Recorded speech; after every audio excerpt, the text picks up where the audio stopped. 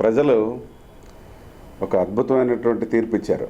అంటే కనీసం ఈ జగన్మోహన్ రెడ్డికి ప్రతిపక్ష హోదా కూడా ఇవ్వకుండా అదలపాతాలకి పంపించి ఒక స్పష్టమైనటువంటి మెజారిటీ కూటమికి ఇచ్చారు.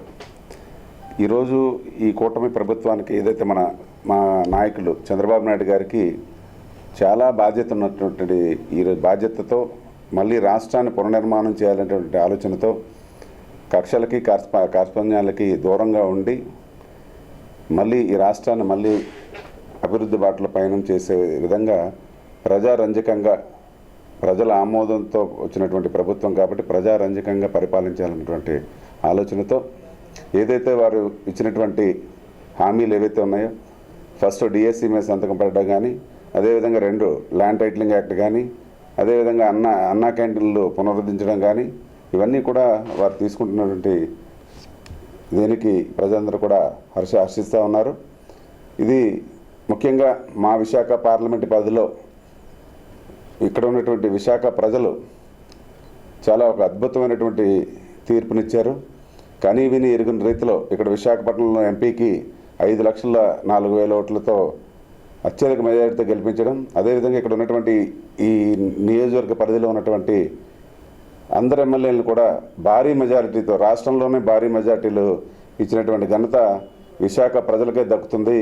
వారికి విశాఖ పార్లమెంటరీ పార్టీ తరఫున హృదయపూర్వకంగా ధన్యవాదాలు తెలియజేసుకుంటా ఉన్నాం. విశాఖపట్నం అన్నది కక్ష కట్టడం కాదు, విశాఖపట్నం అంటే అమితమైనటువంటి ప్రేమ చంద్రబాబు నాయుడు గారికి.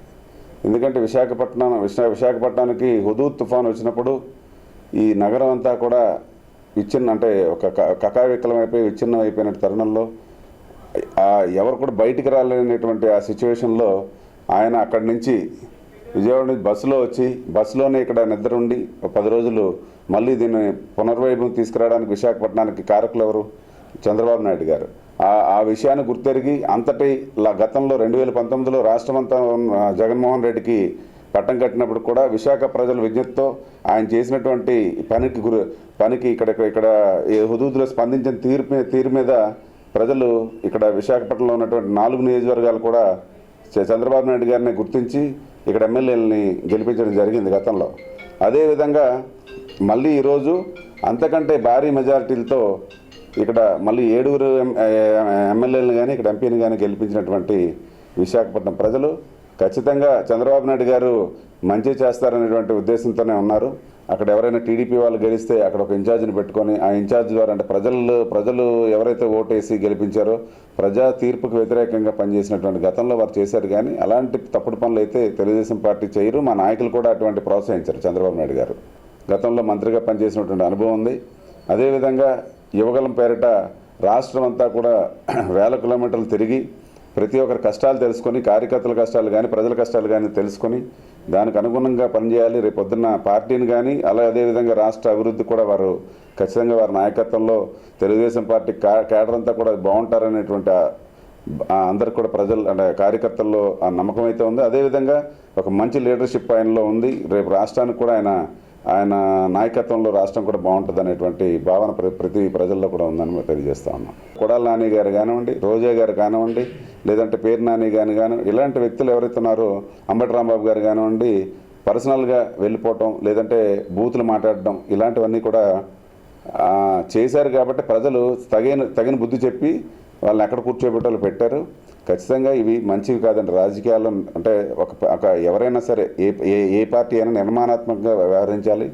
ప్రజలకు ఏం మంచి జరుగుతుందని చూడాలి. తెలుగుదేశం పార్టీ నాకు ఒక సాధారణ కార్యకర్త అయినటువంటి నాకు గతంలో నా భార్యకి ఇక్కడ కార్పొరేటర్గా అవకాశం ఇచ్చారు, గెలిచారు. మళ్ళీ మొన్న కూడా నాకు కార్పొరేటర్గా అవకాశం ఇచ్చారు, టికెట్ ఇచ్చారు. ఈరోజు చాలా కాలంగా నేను ఒక 25 ఏళ్ళ నుంచి పార్టీలో పనిచేస్తున్నాను. దీనివలన నాకు మరి ఇక్కడ ఉన్నటువంటి నాయకులందరూ సపోర్ట్ చేశారు. తెలుగుదేశం పార్టీ నన్ను ఈ రాష్ట్ర ఏదైతే జిల్లా పార్లమెంటరీ పార్టీ ప్రధాన కార్యదర్శిగా నియమించినందుకు సర్వదా కృతజ్ఞుడు. నేను ఖచ్చితంగా పార్టీ ఇచ్చినటువంటి కార్యక్రమాలన్నీ కూడా ముందుకు తీసుకెళ్తాం. అదేవిధంగా మొన్న ఎన్నికల్లో కూడా నా సాయశక్తిలో నాకు అవకాశం ఉన్నటువంటి వరకు పార్టీ అప్పచెప్పినటువంటి పనులన్నీ కూడా అవన్నీ కూడా పనిచేసాం. పార్టీ ఎదుగుదలకు ఏదైతే ఉందో చేయాలో ఆ విధంగా పనిచేసాం. ఖచ్చితంగా మొన్న ఏవైతే ఈ ఫలితాల్లో ఎంతో కొంత అందరూ ప్రతి కార్యకర్త తాలూకు కష్టం అది. అందులో నేను కూడా ఒక కార్యకర్తగా చేశానని తెలియజేస్తాను. చంద్రబాబు నాయుడు గారు ఎప్పుడూ కూడా ఆయన ముఖ్యమంత్రి అయిన దగ్గర నుంచి కూడా గతంలో హైదరాబాద్ ఉమ్మడి రాజధాని ఉన్నప్పుడు కూడాను విశాఖపట్నాన్ని ఫైనాన్షియల్ క్యాపిటల్గానే ఆయన గుర్తించి ఇక్కడ ఉన్నటువంటి వనరులు ఉన్నాయి, ఇక్కడ ఉన్నటువంటి ఈ వనరులన్నీ మనం ఉపయోగించుకోవాలి, ఇక్కడికి ఇండస్ట్రీస్ రావాలి, ఇక్కడ ఇది ఫైనాన్షియల్ క్యాపిటల్గా ఆయన అభివృద్ధి చేస్తానటువంటి ఇప్పుడు గతంలో చెప్పారు, దానికి తగ్గట్టుగానే పనిచేశారు. కనుక విశాఖపట్నం అన్నది క్యాపిటల్ అన్నవి అంటే 3 క్యాపిటల్ పేరుతో ఈ జగన్మోహన్ రెడ్డి చేసిన నాటకాలు ప్రజలు గమనించారు. విశాఖపట్నం క్యాపిటల్ అని ఇక్కడ ఏం చేశాడండి ఆయన? ఇక్కడ ఏమైనా కట్టడం కట్టాడా? లేకపోతే ఆయన ఉండడానికి ఏదో ఒక ఋషికొండని బోడిగుండు కొట్టి దాని మీద ఒక 500 కోట్ల రూపాయలతో ఇల్లు కట్టుకున్నాడు, 4 బస్ స్టాప్లు కట్టాడు.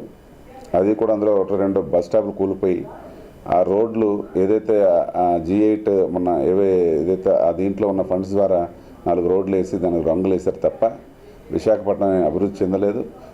అంటే గతంలో ఏదైతే ప్రభుత్వాన్ని నమ్మి 33,000 ఎకరాలు ఇచ్చారో దాన్ని డెవలప్ చేయాల్సినటువంటి బాధ్యతను విస్మరించి పూర్తిగా దాన్ని నిర్వీర్యం చేసినటువంటి ఈ జగన్మోహన్ రెడ్డికి తగిన బుద్ధి చెప్పారు.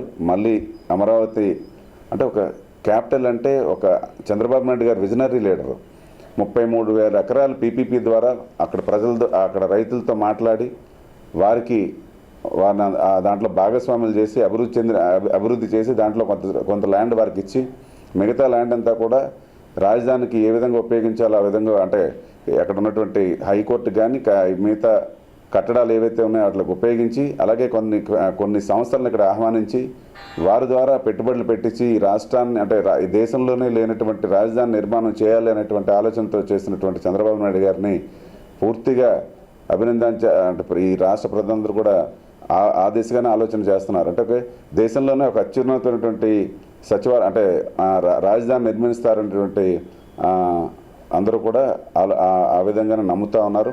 అదేవిధంగా ఏదైతే పోలవరం ఆల్మోస్ట్ 70% పూర్తయ్యి అది కానీ మిగతాది కూడా ఈ ప్రభుత్వం కానీ పూర్తి చేసి ఉంటే ఇప్పుడు ఈ ఉత్తరాంధ్ర అంతా కూడా సస్యశ్యామలం అయ్యేది. త్రాగునీరు కానీ సాగునీరు కానీ ఇవన్నీ కూడా విస్మరించి పూర్తిగా ఇది ఒక కక్ష ధోరణితో చంద్రబాబు నాయుడు గారు చేశారు. కాబట్టి ఈ జగన్మోహన్ రెడ్డి దీని మీద పూర్తిగా దీంట్లో రివర్స్ టెండరింగ్ ద్వారా వెళ్ళి మొత్తం రివర్స్లోనే అన్నీ పనిచేశారు.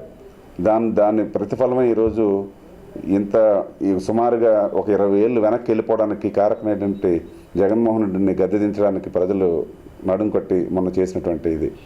కనుక ఏ ప్రభుత్వాలైనా సరే ప్రజలకు మంచి చేయాలనేటువంటి ఆలోచనతో ఉండాలి తప్ప కక్ష ధోరణితో ఉంటే ఎలా బుద్ధి చెప్తారన్నది మొన్న జరిగినటువంటి సార్వత్రిక ఎన్నికల్లో ప్రజలు ఇచ్చినటువంటి తీర్పే సమాధానం. ఈరోజు ఆయనకంటే కూడా తెలుగుదేశం పార్టీకి ఇంకా భారీ మెజారిటీతో అంటే ఆయనకి కనీసం ప్రతిపక్ష హోదా కూడా ఇవ్వకుండా ఈరోజు కూటమికి ఏదైతే ఉందో తెలుగుదేశం జనసేన బీజేపీ కూటమికి 161 సీట్లు ఇచ్చి ఈ ప్రభుత్వానికి ఇది ఇంత భారీ మెజారిటీ ఇచ్చినందుకు కూటమి కూడా అంతే బాధ్యతగా ప్రజలకి ఇంకా మంచి చేయాలి, ఈ రాజధాని నిర్మాణం పూర్తవ్వాలి. అలాగే ఏదైతే మనకి కేంద్రంతో కూడా ఈరోజు మంచి ఇది ఉంది కాబట్టి ఇక్కడ కూడా వారి సహకారం ఉంటుంది. రేపు ఏదైతే మనకి ఈ ప్రాజెక్టులు ఏవైతే ఉన్నాయో ఆ రాజధాని కానివ్వండి, లేదంటే అదేవిధంగా మనకు పోలవరం ఏదైతే ఉందో పోలవరం కూడా పూర్తవ్వాలి. ఇవన్నీ జరుగుతూనే ఈయన జగన్మోహన్ రెడ్డి భయపడి ఈ మొత్తం ఎవరైతే పెట్టుబడిదారులు ఉన్నారో వాళ్ళందరూ కూడా వెళ్ళిపోయారు.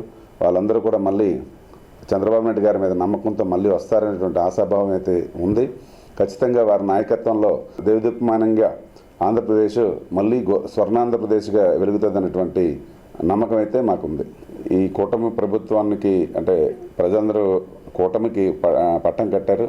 అదేవిధంగా బీజేపీ వారు కూడా పూర్తిగా కేంద్రం నుంచి పూర్తిగా సహకరిస్తారనేటువంటి నమ్మకం చంద్రబాబు నాయుడు గారు మీద పూర్తిగా వారు సహకరిస్తారు. చంద్రబాబు నాయుడు గారికి ఈ రాష్ట్ర అభివృద్ధికి తోడ్పడతారనే ఆలోచన అయితే అందరిలో ఉంది.